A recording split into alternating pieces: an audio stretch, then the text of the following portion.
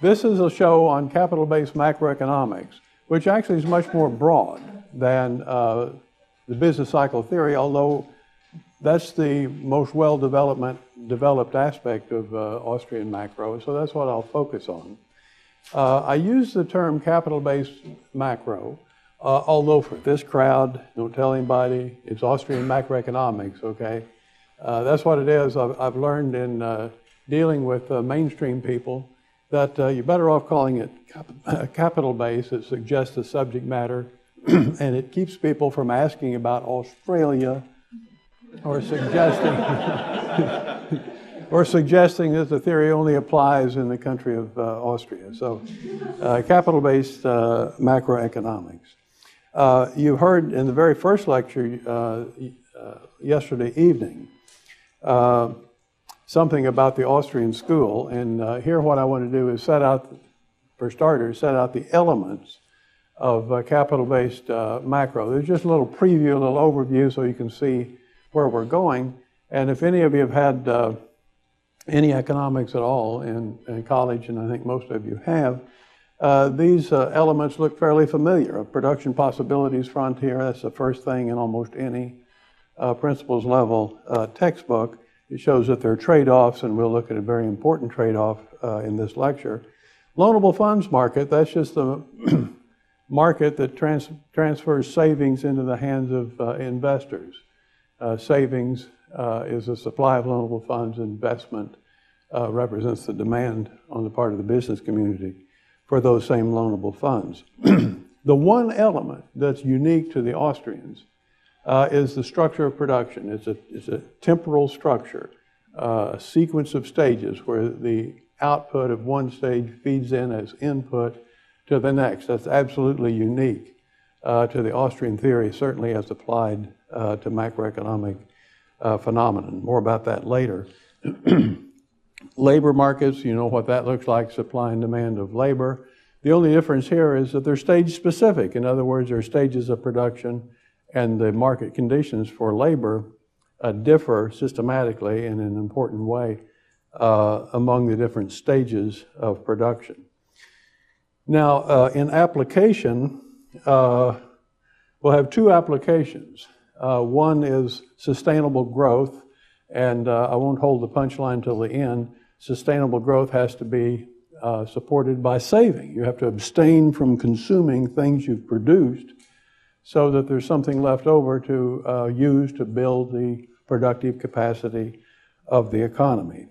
And then unsustainable growth, well, it turns out that's triggered by credit expansion by a central bank. It doesn't involve any saving at all. In fact, it induces some dissaving, but at the same time, it triggers growth. Nonetheless, it's not sustainable. You get unsustainable growth. And even at this point, I can show you a big difference, an important difference between the mainstream and the Austrians. The Austrians have the time element on the ground floor as an endogenous variable, and it shows up in that structure of production. So time counts for a lot in the Austrian theory. You probably got that from Murphy in the last lecture. And taking time into account, we get a blend between the short run and the long run.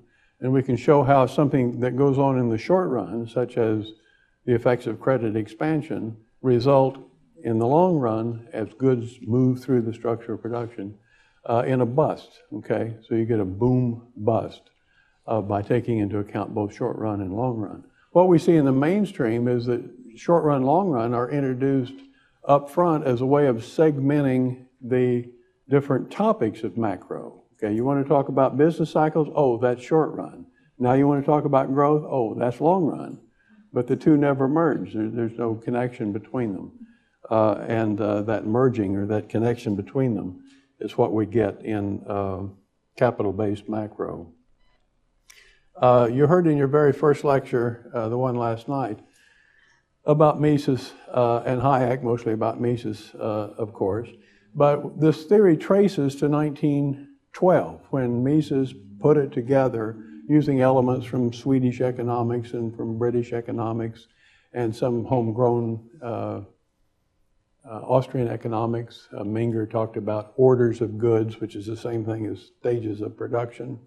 And the theory was developed in the 20s, late 20s and 30s and later by F.A. Hayek and others, but boy, F.A. Hayek is the one that looms large as the developer of the Austrian theory of the business cycle. It was Hayek who introduced that Hayekian triangle, the stages of production that I think Murphy talked about a little bit in the last lecture. So let's start off with a methodological point that is going to dominate, in some sense, this lecture in a certain way, and I'll explain. A point made by Hayek, and the truth of it simply comes in its stating. I mean, you state the point, and you say, yeah, of course, who would deny?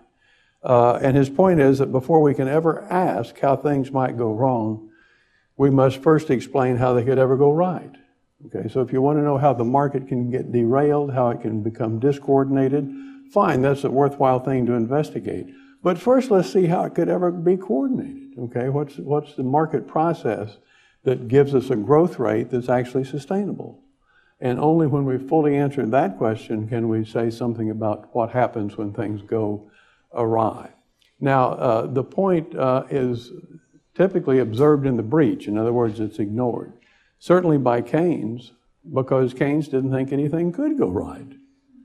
He thought the market was doomed to failure. It was an inherent flaw in the market economy, so he spent no time suggesting that things might even go right. But it's a point that Hayek sticks to, and for our lecture, it means that a good part of this lecture, if not most of it, will be in showing how things can go right. And then we'll see that once we see how things could go right, it's almost a corollary about how things could go wrong. Okay? The business cycle theory becomes a corollary of our understanding of what the market process is that gives us sustainable growth. And we'll see how that develops. Okay, we'll start out with this production possibilities frontier. And the key thing about the frontier is that it shows alternative uses of resources. So we'll put up a graph here.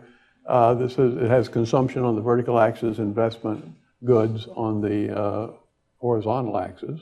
And the thing is downward sloping. It means that you can get more of one, but only if you give up some of the other. That's what the trade-off is all about. It's bowed out because some resources are better at producing consumer goods than investment goods, and some are better at producing investment goods rather than consumer goods. So the trade-off works against you the further you go in a particular direction. It's very standard production possibilities frontier in that sense. Under favorable conditions, which really means if the market is working like Alfred Marshall and a lot of other economists says it does, then the economy will find itself somewhere on the production possibilities frontier. In other words, markets clear, prices fall in response to surpluses or rise in response to shortages, labor markets, factor markets, output markets, and the economy ends up somewhere on the frontier. In fact, it's on that frontier we say the economy is, quote, fully employed. Okay, fully employed. If you're inside the frontier, you're in a recession. If the economy is trying to push beyond the frontier, we say it's overheating. Okay, standard terminology. There's even some scope, it turns out, in this construction, and actually in most constructions in your textbooks, there's some scope for moving beyond the frontier in real terms, but only temporarily. In other words, the PPF is defined as sustainable levels of output of consumption goods and investment goods, which suggests you can have unsustainable combinations, which are just outside the frontier. The economy is overheated and it's not going to work out for you, okay? That's the idea. Now, this frontier is in every textbook, as I've said, and it emphasizes the concept of scarcity. It shows the trade-off and so on. Sometimes it's used to show growth in the economy, but it's rarely used for in a macroeconomic construction. I challenge you to find any other macro construction where the PPF is incorporated as part of the analysis. And it turns out that using the PPF gives us one of the sharpest contrasts between the Austrian school and the Keynesian school. How many have had at least a principles course where you learn a lot of Keynesian macro? Okay. Oh, okay. Had to learn that stuff. And what you learn is that you take consumption, that's C, and investment, I, and what do? You add them together, C plus I. C plus I. That's not a trade-off. You're just piling expenditures on top of expenditures. This shows you that there's a trade-off, okay? The production possibilities frontier. Okay, so that difference will show up later even in this particular presentation. When we talk about investment in this construction, and most constructions for that matter, it's gross investment, which entails replacement capital plus some new capital. Okay, we're replacing obsolete capital, replacing worn out capital, and producing some new capital as well. Typically, in a healthy market economy, there will be investment in excess of what it takes to just replace what's worn out. So we can represent replacement capital as some lesser amount, okay, than gross capital, which means that the difference is net investment. Okay, that's increased productive capacity of the economy. And if you have increased capacity of the economy, it means the next year that PPF will be out a little further, and the trade-off won't be quite so severe. You can have both more consumption and investment next year and the next and the next, because we have net investment. The economy is growing, okay? That's what this tells you. Positive net investment means the economy is growing, and and this kind of growth is sustainable growth, okay? That's because we've got actual investment going on, and if you doubt what I'm saying, we can watch it. It says, watch the economy grow, okay? Listen to the economy grow, okay? It grows. You'll find that in your textbook, okay? And we got 4 periods that shows that consumption as well as saving, investment, they're all increasing from period to period. The actual rate depends on a lot of factors. It depends, for instance, on how much replacement capital is necessary, because that increases too at some possibly nonlinear rate. And it also is affected by the fact that the more wealthy the economy is, the greater percentage that people tend to save. That's not a necessary condition, but it's quite possible that it works out that way. So all you need to see here is that you can have sustainable growth if you actually have some net investment.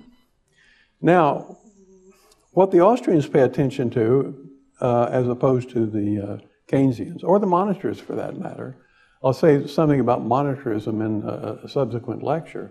But you see, where Keynes adds C and I together, the monetarists just lump it all into a single aggregate and they call it Q, that's output. So they don't worry about what goes on within the output aggregate. The Austrians do worry about it, and they show it. That's why they show it on the PPF. Importantly, a change in saving preferences, which provokes a movement along the PPF, affects the rate at which the PPF expands outward, all right? So if we have some initial savings, and you'll hear this mentioned as a decrease in time preferences, more future orientation, cut back on current consumption, save up for the future, okay? That suggests a movement along the PPF, all right? So it was supposed that people become more thrifty, more future-oriented, they reduce their current consumption, and save instead, all right? So watch the movement along the frontier. We'll see if we can get this. There it goes, okay? You move along the frontier, and what do you got? Now you've got an economy that's going to grow faster because we've traded off some current consumption for investment. With the increased saving, the economy grows fast. I just said that, okay? So watch the economy grow. Now it's growing faster, it's going out further each period. Look at it, okay? And increased thriftiness makes the difference. We can even compare our initial growth to the current growth, to the higher growth, and we can see that thriftiness makes a difference. So without the initial increase, the economy, look at the left side, increases, but at a moderate rate, not a big deal. But with the initial increase, consumption first decreases, but then the economy grows faster. So it goes like that, okay? And after just 4 periods, it turns out that the level of consumption is actually higher than it was before. You know, this is what your parents tell you. You need to save, okay? Save up for your future. In the Austrian school, we don't really think in terms of just saving per se. We think in terms of saving up for something. Sometimes in the book, I didn't beat a dead horse on this one, but I use SUFS, save up for something. People don't save. It's not fun to save. Okay, they save up for something, which means they're going to consume more in the future. That's what it's all about. Okay. Now, this production possibilities frontier, that term possibilities is key. It should be possible to move along the possibilities frontier. If it's not, we've got the wrong name for the frontier. Okay, it ought to be possible to move along it. But what we want to go for now is how can this possibility be turned into an actuality in a market economy, okay? And it turns out the key price that keeps the market on track, that keeps the economy growing at the right rate, one that's consistent with people's intertemporal preferences, time preferences, saving preferences. The key price is the interest rate, all right? And in this particular show, in fact, in all my shows and in the book, it turns out that I abstract from a lot of other things that goes into the interest rate. There's considerations of risk, and uncertainty, even maturity structure, how long is the loan made, and that sort of thing. We're going to abstract from those things and just look at movements in the interest rate. And so now I go to the market for loanable funds. And that market is just supply and demand. So you have both saving, that's the supply of loanable funds, and investment on the horizontal axis, the rate of interest on the vertical axis. Saving constitutes the supply of loanable funds, and I need to qualify that in this macro construction, because this is the savings that we collectively as income earners make available to the investment community, okay? If you need to stand up to see something, please do. I know there's a problem in that way. Saving in this diagram is net of consumer loans. In other words, you and I could make incomes. You might spend some of yours and save some. I might spend all of mine and need some more, and I borrow it from you. It's a consumer loan. But then the issue is, how much do all of us collectively make available to the business community? And that's this saving curve, okay? Saving of loanable funds available to the business community. The demand, of course, is the business community's willingness to pay interest and borrow those loanable funds. If markets work like Alfred Marshall said they do, as supply and demand, you get market clearing. You get a market interest rate where the amount of saving is equal to the amount of investment. Or put it the other way, where the investment undertaken is limited by the actual saving that's being undertaken. And that's key. That has to hold in order for the growth to be sustainable. Now, this is an interesting tidbit here, that an Austrian economist, Bombewerk, and Maynard Keynes actually agreed with one another on something.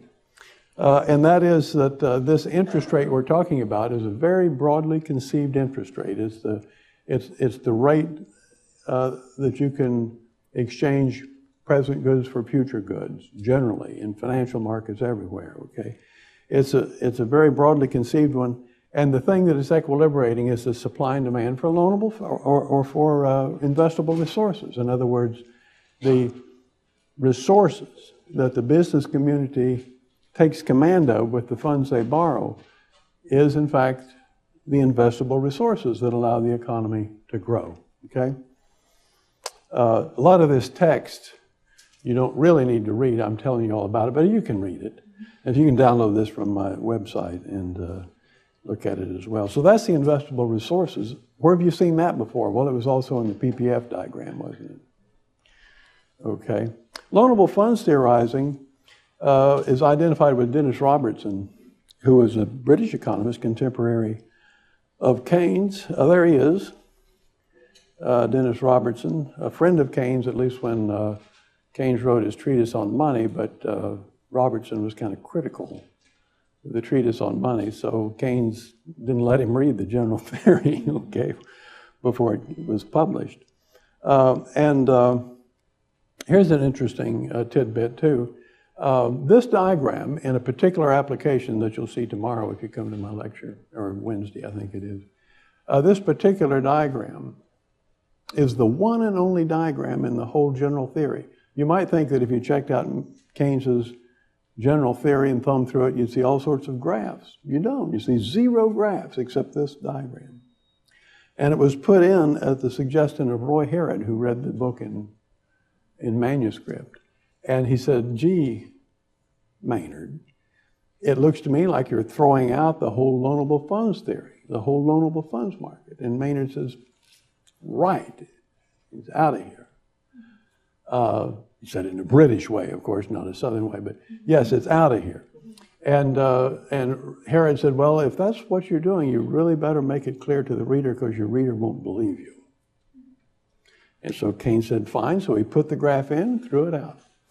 Okay, so here's what I'm throwing out. The interest rate doesn't do its job. So that's the only graph in the general theory. Now, a lot of the theorizing that the Austrians do is based on this loanable funds market, although the Austrians, they don't draw too many graphs. They're just funny that way. Okay, graphs are good.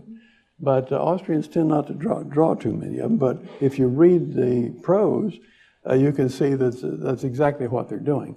So let's look at the loanable funds market and assume once again that people become more thrifty. They decide to save more. How do you show that? Well, it's a shift of that saving function to the right, which drives down the interest rate, creates incentive for more people to invest, okay? So watch the saving curve shift right, where here it goes. Saving shifts right, you get a lower interest rate, you get more investment. Investors are willing to invest more because they can get the credit more cheaply.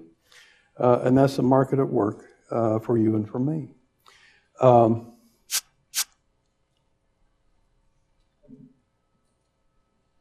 Again, this will give you sustainable growth because you got actually more saving, which means people aren't consuming as much as they're producing. They're producing, getting income for having produced, but not consuming as much. So they're freeing up resources to be used for investment purposes. Now what I want you to see is those two graphs we've already shown, they hook together. They go together. They tell two different aspects of the same story. So again, loanable funds there, and production possibilities upstairs. And you can see that loanable funds put saving and investment into line with one another. It restricts investment to the level of saving, and the production possibilities frontier shows you then what combination of investment and consumption you can have with the economy full employed. The market adjustments, of course, keep the economy fully employed. So now with this construction, once again, they're showing the pattern of changes. And so as before, I'm going to assume that people become more thrifty, all right? And now, and we're going to watch some change here. So what I want you all to do now, you have to turn your head sideways so that you can look at one curve with one eye and the other curve with the other eye. But you know what's going to happen, and it's going to be a very coordinated story, isn't it? Watch. An increase in saving, and you get a movement along the PPF, okay? So the increase in saving means a reduction in consumption, and you can see that up there. Consumption is reduced. It incentivizes more investment, and there it is. You've moved along the PPF, okay? And so now the economy is in a position to grow faster. That's what this tells you. Now, as simple as this seems, and as logical as it seems, and coherent, cohesive as it seems, we've already run afoul of Keynes completely. Keynes denied that the economy could ever work in this way. And what he claimed, you see, here you get more investment while people are consuming less. All right, which is only to recognize that you can move along the PPF. And of course, if you move along it, you're going to get more of one thing and less of another. You get opposing movements. But according to Keynes, and you remember from your textbook, if people save more, that means they cut back on consumption. Yeah, that's what saving more means. If they cut back on some consumption, then producers cut back on production, then workers lose jobs, and they cut back more, and the economy caves in to depression. It goes inside the frontier. All right, that's the Keynesian story. And in fact, that whole story is known, and this comes directly from the general theory, as the paradox of thrift. That's the paradox of thrift, that by saving more and therefore consuming less, you essentially kill the economy, okay? And production goes down, employment goes down, and consumption goes down further. It's a multiplier thing, you know, the economy spirals down into to a depression. Now, it turns out that Keynes' argument is correct, but only in a very limited way. It's correct as it applies to late-stage production, as it applies to maintaining inventories, for instance, at retail. So in other words, if consumers quit going into Walmart and Harrods and other places as much as they were before, then those stores don't need as many stock people. They don't need to maintain as much inventories. Delivery trucks don't have to make as many trips to those stores. Things start going down, okay? Things start going down. But just as surely, and this is what Keynes neglects, there's an interest rate effect, which he's already ruled out because he threw out the loanable funds market. And if the interest rate is lower, which it is, if people save more, it drives interest rates down. That means long-term investment is more profitable. Investment for the future is more profitable. And it's more profitable really for two reasons. It's more profitable because credit's cheaper, you can borrow and invest. And it's more profitable because people are going to have more purchasing power in the future because now they're saving. Okay? If they're saving up for something, the entrepreneur who can best estimate what it is they want to buy is going to be making a lot of profits. Okay? And that's the way the market works. So long-term or early-stage investments actually are boosted. So you get a differential effect in the investment community. The effect isn't just a wholesale effect on investment as a summary magnitude. But to see that differential effect, that's when you need the Hayekian triangle, the stages of production. So let's look at that, the structure of production. Capital-based macro disaggregates production temporally along a timeline, okay? Early stage, late stage. For pedagogical reasons, we can make it a sequence of, say, 5 stages. I think we say that here, there they are. And we'll array them left to right, okay, to get stages of production. It's a triangle because you start out, you know, in the early stages, you don't have much to work with. You just got started. That's a process that has an output that feeds into the next stage. They start with something a little more substantial, and they work with that, and it goes into the next stage, and so on. In fact, even the textbooks tell homely stories about wheat farmers and processors and millers and bakers and grocers and so on. There's stages of production all through the economy, one stage feeding into another. There's an early stage represented there by product development, okay? Look at that guy, he looks pretty determined. And he's cooking up something, but it's not going to be ready for the market for a good while. He's not going to get any revenues for a good while. But he can borrow cheaply, or if he can borrow cheaply enough, he can make it pay. Late stage, well, that's retail inventories. This guy's pretty much got it knocked, okay? He needs some customers, but that would be a late stage. And the point is that the interest rate works differentially on those stages. So just as a matter of pedagogy, we've got 5 stages. And these stages, you see, there's 2 conceptions. One is that, as I've said, one stage feeds into another, but of course all stages exist at the same time. So we can have people losing jobs in retail trade and gaining jobs in a research and development lab, okay? And so you can shift from late stage to early stage without doing any time travel, right? Watch the resources, goods, and process move through the stages of production. You want to see that again? Okay. That's what Hayek has in mind. They move through the stages of production. That's the temporal dimension, okay? Now, together these stages form a Hayekian triangle, and sometimes we just draw the triangle, and so we'll leave out the separate stages, just call it a triangle like that. And in a growing economy, the triangle increases in size along with the expansion of the production possibilities frontier. Let's see how that works. There's the frontier. And here now, I don't have a change in time preferences. It's just the economy growing at some rate that's based on savings. It's not itself changing over time. And so we watch the PPF and the structure of production expand together.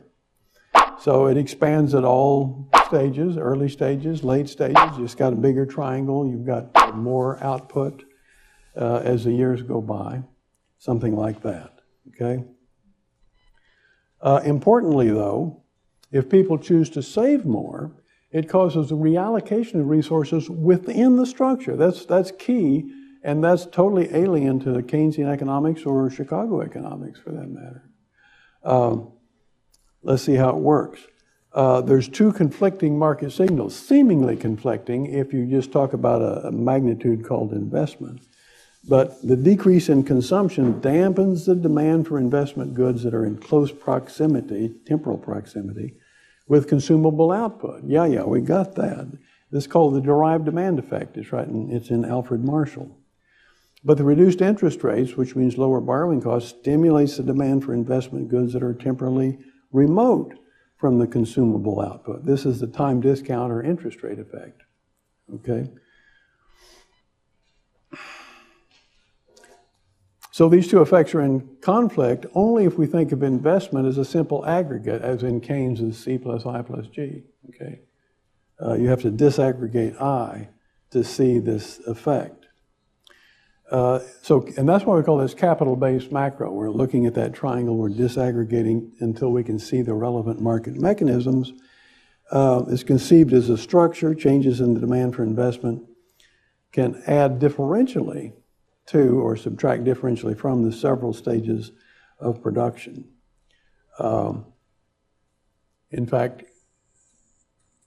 Keynes, of course, was criticized by Hayek for precisely those things. And this is a quote from Hayek: "Mr. Keynes's aggregates conceal the most fundamental mechanisms of change." If he's going to theorize just in terms of investment, he's going to miss the market process that gets fouled up in an artificial boom.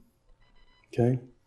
So again, let's look at increased saving and see how these 2 effects work. Again, the derived demand effect and the time discount effect. It says, watch the structure of production respond to an increase in saving, and you know what's going to happen. Resources have to come out of those late stages and go into the early stages. Pull the trigger here, and that's what happens. There they go, okay?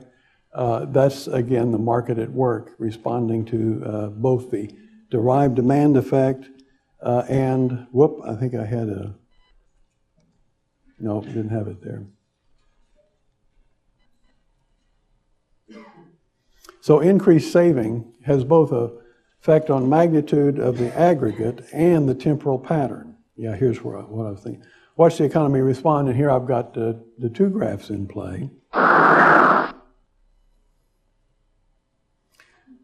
And so you can see, yes, there's more investment, there it is, but that investment is differentially added So you get a decrease at the late stage and an increase in the early stage, and I made those two things bigger. It's the net, it's the difference in them that amounts to the increase in investment. So the whole Austrian focus is on that differential effect. And see, if you just look at that triangle, you can see what's going on. That differential effect is going to skew output into the future. And that's exactly the response you want from an increase in saving. People are saving up for something in the future.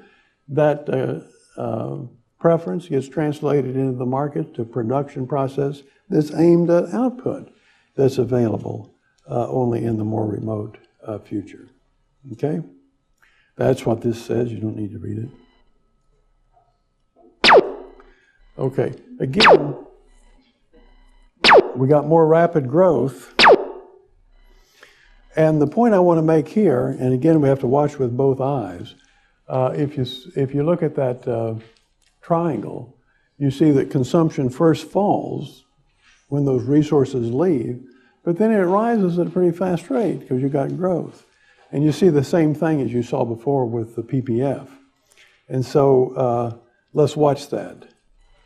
And I'm going to plot that on the time graph, but look at the top two graphs. You see there, the consumption first falls and then rises, all right? Now, if I plot downstairs here, I'm going to plot consumption as it relates to time, just consumption over time. The economy was growing, not so fast, but it was growing, and then people saved, it means they cut down on consumption, and it grew faster, all right? So let's watch this. There's the economy growing, there's the saving, and now it grows at a faster rate, like so.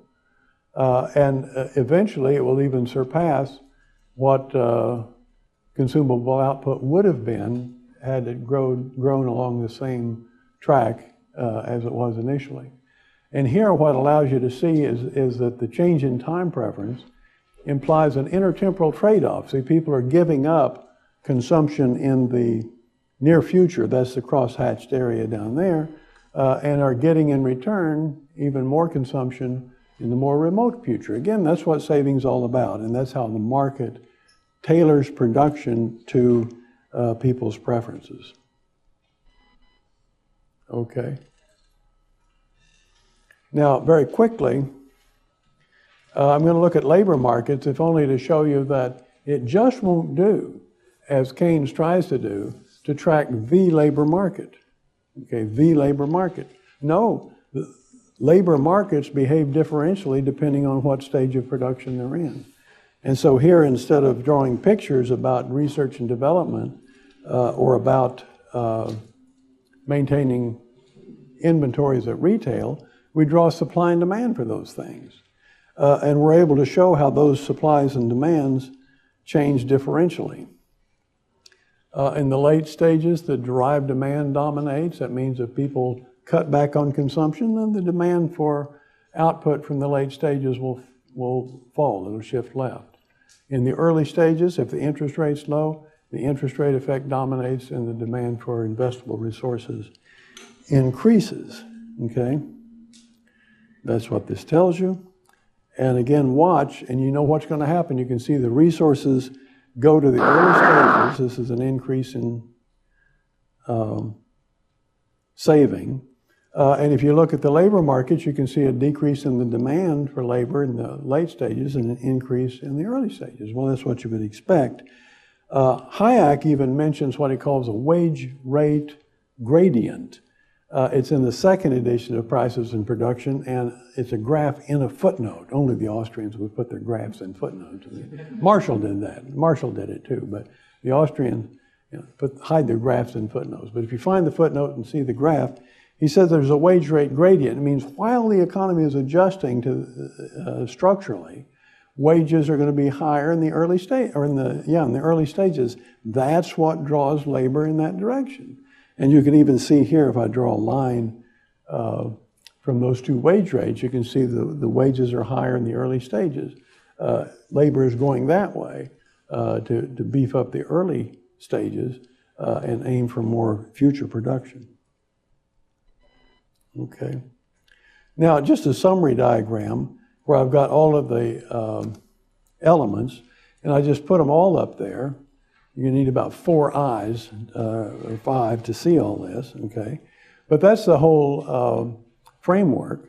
And you know, it's all very logical now. If I pull the trigger to show the effect of an increase in saving, you can see the market at work for you. This is what Hayek meant when he says, before you can figure out what's gone wrong, you have to figure out how things could ever go right. Well, let me pull the trigger, and I think all of you can anticipate exactly what's going to happen. People become more thrifty. There it goes, okay? Get an increase in saving, moving along the frontier, shift of resources to the early stage as brought about by changes in the labor market, the wage rate gradient, okay? That's the story. Now, I put this, now we're going to shift to how things can go wrong, you see, and I've still got 16 or 18 minutes to tell you how things can go wrong. And I take this quote from Steve Hanke just because he looks much more stern than I do. I hope he does. And you might believe him more than you believe me. But truth is, he's getting this out of time and money, okay? So look what he says. He wrote this in Forbes. With interest rates artificially low, consumers reduce saving in favor of consumption. See, they go the other way. And entrepreneurs increase the rate of investment spending. Well, boy, that's fouling things up. And then you have an imbalance between saving and investment. You have an economy on an unsustainable growth path. This, in a nutshell, is the lesson of the Austrian critique of central banking developed in the 20s and 30s. That's really a good way of stating the problem. In other words, the interest rate needs to tell the truth about how much savings there are. If the interest rate is not telling the truth, you get less saving and more investment, and that's not going to last. That's unsustainable. A quote from Hayek that comes from an interview and shows that he still held on to this theory even in his late years. There are a lot of people say, oh, well, Hayek threw his own theory out in his late years. Not so. This is a transcription of an interview, so it's syntactically challenged, but let's read it anyhow. Booms have always appeared with a great increase in investment, a large part of which has proven erroneous, mistaken. That, of course, suggests that the supply of capital was made apparent, which wasn't actually existing. The whole combination of a stimulus to investment on a large scale, followed by a period of acute scarcity of capital, is consistent with the idea that there's been misdirection due to monetary influences. And that general schema, I still believe, is correct. In other words, if the interest rate is distorted by the central bank, then that whole process is derailed. And you get a boom that's not sustainable, ends in a bust, which makes this business cycle thing almost a corollary, just a direct corollary of the sustainable growth. So increases in the supply of money. See, here's the key. Money comes in through credit markets. Money is lent into existence and therefore affects, in the first instance, the interest rate. New money masquerades as savings. So in other words, it increases the supply of loanable funds, but doesn't actually increase saving. Nobody's abstained from consuming. Nobody's freed up resources. But the central bank has created money and pumped it out through credit markets. So here I want you to see that even though the graphic looks very similar, the story is totally different because it's not just a matter of millions of people interacting with one another in a market. It's a matter of certain key policy individuals doing something to the economy.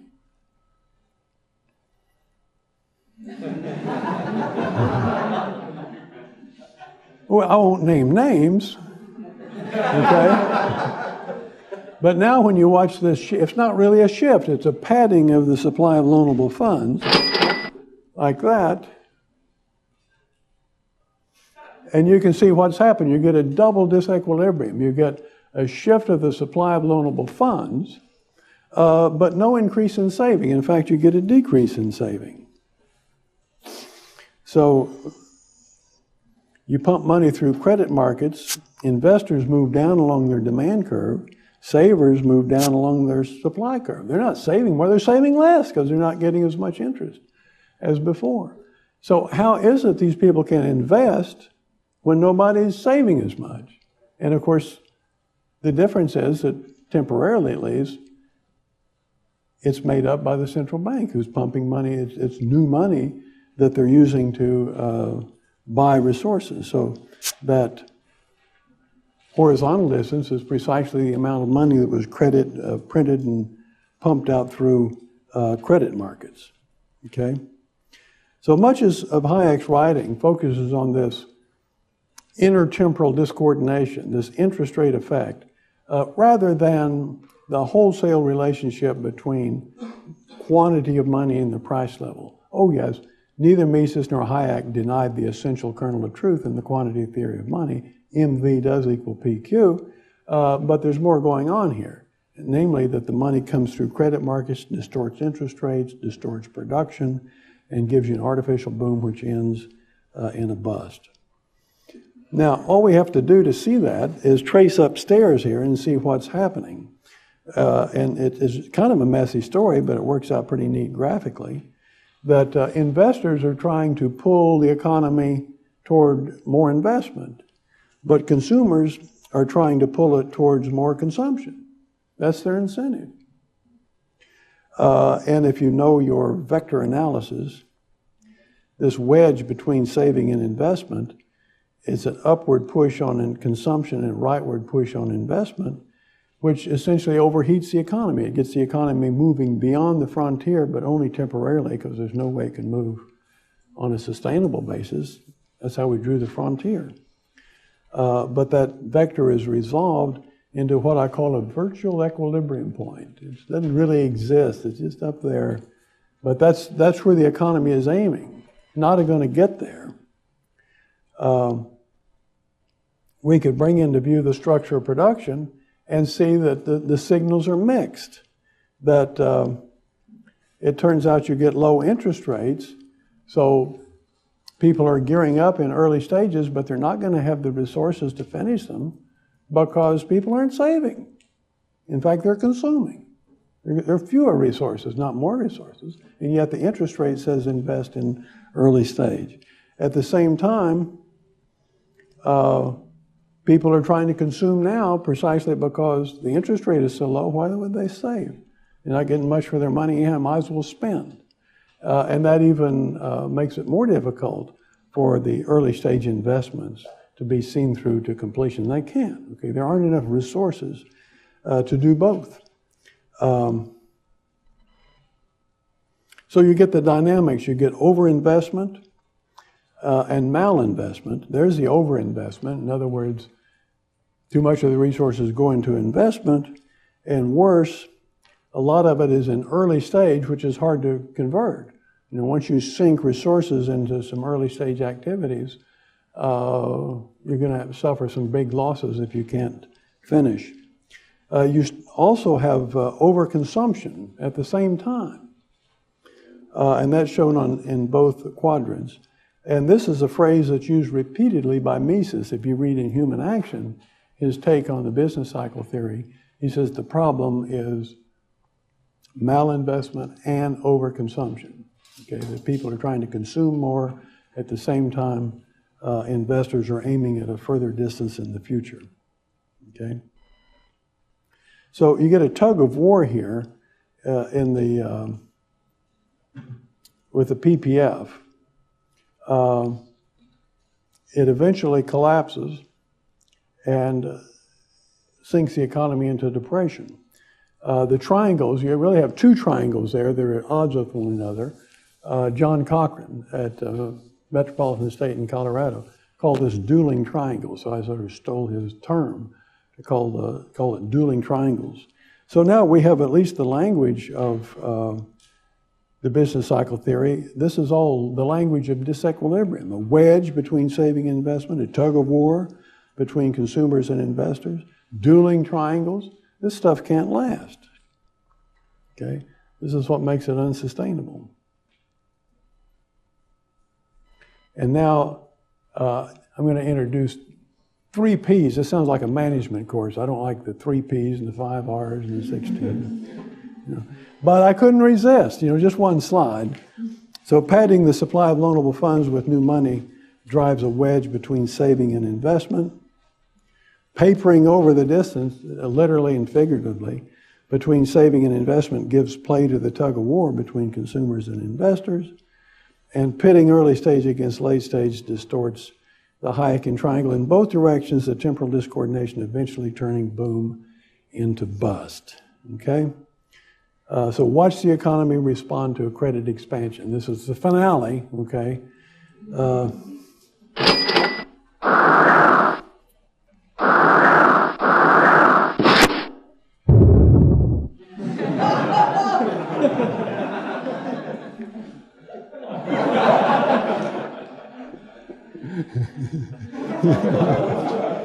That's Joe the plumber, in case you don't recognize him.